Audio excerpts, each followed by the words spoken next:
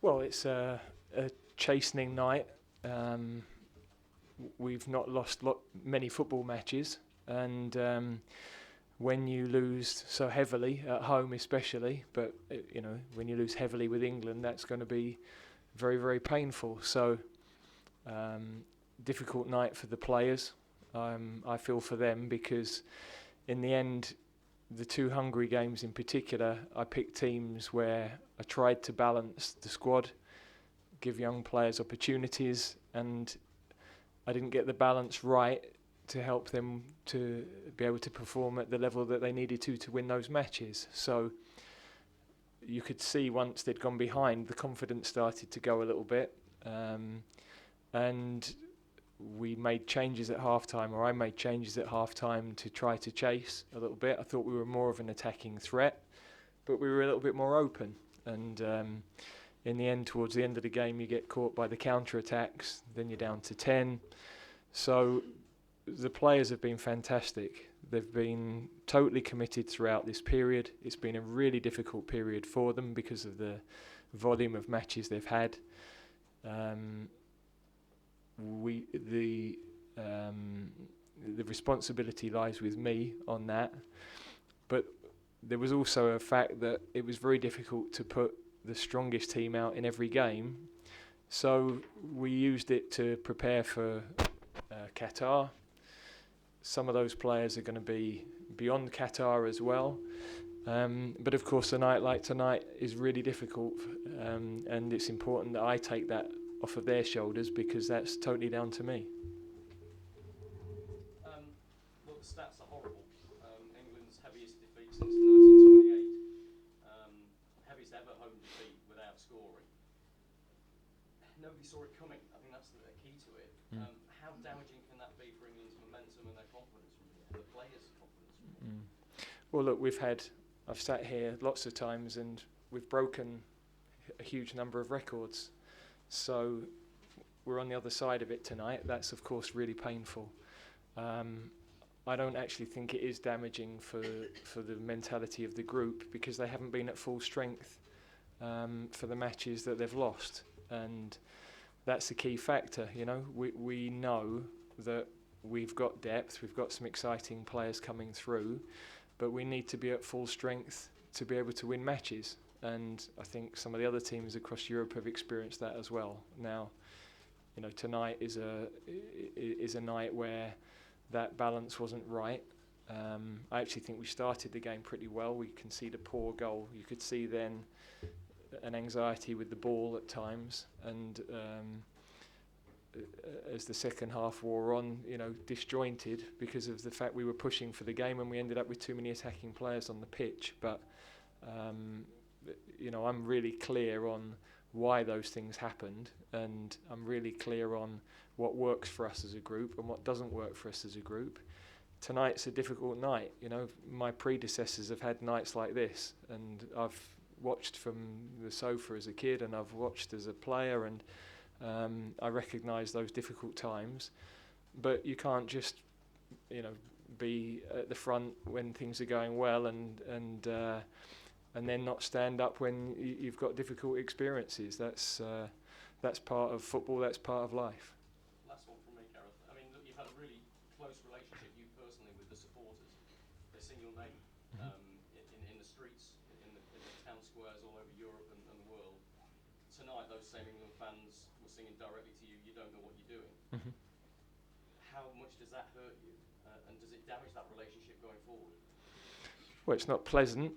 The irony is that the pressure we've had and the reputational comments have come in the two Nations League campaigns, and in neither campaign have we been anywhere near able to pick our strongest teams for the games.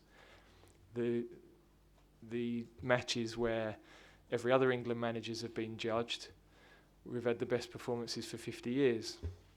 So there is a balance in my head, I'm really clear, but I totally understand the response tonight. I totally understand there's been this narrative all week, and I didn't think that was correct after the Germany game. But tonight, I can't dress up what's happened tonight in any way, shape or form. But if we're judged on the matches with our full strength players, then I think it's a different assessment. So I've got to accept the next period is going to be unpleasant and uncomfortable, but that's life as a football manager. You're never going to have 6 years like we've had and not have difficult nights. Thanks, Rob. Alex? Hi, Gareth. You said about it's key for England to have a full-strength team. So is it a worry for you, or is it a concern about what's underneath that if you don't have those players available? No, I think we've seen some players come into the team who can support what's in the team, and I think every big team across Europe has struggled with the changes. France have struggled in particular. So it's the reality of trying to progress a team all the time.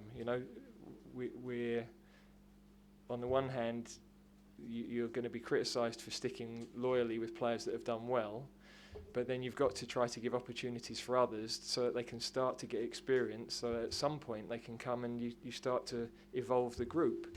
And that's what we've tried to do. We've done that over the 4 or 5 years. The last Nations League was difficult, but out of that came the likes of Calvin Phillips for his first games, and Bukayo established himself in those games. And this group will be the same, whether they're ready for Qatar or it's for beyond there. They're going to be important players for England. To give Jude the 3 matches he's had, to give Gurhi and Tomori the experience they've had, Ramsdale. Now, you don't want it to be a bad experience like they've had tonight, but that's also character building, and they've got to understand that actually playing for England isn't just a bed of roses with great results and happy feeling, and there is another side, and you'd rather shield them from that, but that's also not the realities of football. James? Hi, Gareth. Given the factors you mentioned during this period, are you still as confident going into the World Cup then of success as you might have been before these past couple of weeks? Well, of course, after a result like tonight, whatever our answer to that question is going to be open to ridicule. So I've got to get the balance right, that what we're very clear on is what works for us, what gets results for us, what has got results for us. I didn't get that balance right in these games, but I think there were mitigating circumstances for that. So we've always said we are one of a group of teams that can be pushing in the winter. I don't believe that's any different. I think other big teams have had difficult periods in this competition. It's been a really unique set of circumstances for every country to deal with. Of course, we're only looking at the focus on ours, but I'm looking at the balance across all of Europe, and there's lots of other countries in a similar situation. So I've got to take the lessons learned from all of the games we've played, some good, some not so good, and apply those for giving us the best chance of success in the winter. Okay, we'll take a couple more. Oliver Brown? Gareth, they call managing England the impossible job. I mean, in 11 months, some England fans have gone from adapting a Tom and Kitten songs in your honour to saying you should be out of a job. Does that frustrate you in any way? Do you feel that some of those people perhaps have short memories? Look, I know the role. I knew the role before I took it. I would say it's happened over the period of 10 days, not 11 months. But as I said earlier, I saw all my predecessors go through that, and I know great people like Sir Bobby Robson, what he had to go through, and how he was viewed in the end on getting the team to a World Cup semi-final. So football's emotional. People pay to come and watch. They're going to give an opinion. The team weren't able to deliver tonight. My responsibility, and so if the flack comes my way, then I have to deal with that. You're not going to be the England manager. It's not realistic to have had the ride I've had for 5 years and not have bad nights, difficult nights, criticism. That's part and parcel of the job. Finish with Sam Wallace. Gareth, there seems to be this theory that this is sort of this golden generation, and although they should be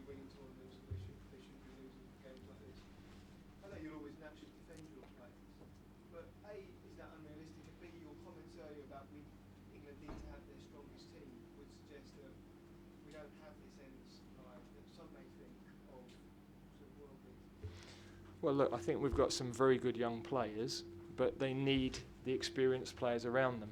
And that was the balance that when the game started to go against them tonight, I didn't put enough leadership around them to allow that to happen. Now, most of the times when we've picked those teams, we've done that. Tonight was a bit different because I couldn't put Rice out there again. I couldn't put Maguire out there again. I mean, I could, but in the end, if we end up with a serious injury that causes us a problem in the winter, then I'd be absolutely kicking myself. So I knew coming into this series of games that we could have some difficult performances. I didn't expect something like tonight, without a doubt. But tonight was because of the balance of the team, especially when I pushed at half-time. If we'd started well, I think you'd have seen those young players continue as they started, because they started vibrantly and they started with energy. But then when you're in a more difficult situation, you need experience around you to navigate those sorts of games, and that was the balance that we didn't have tonight. Okay, guys, we'll call it there. Thank you very much. Okay.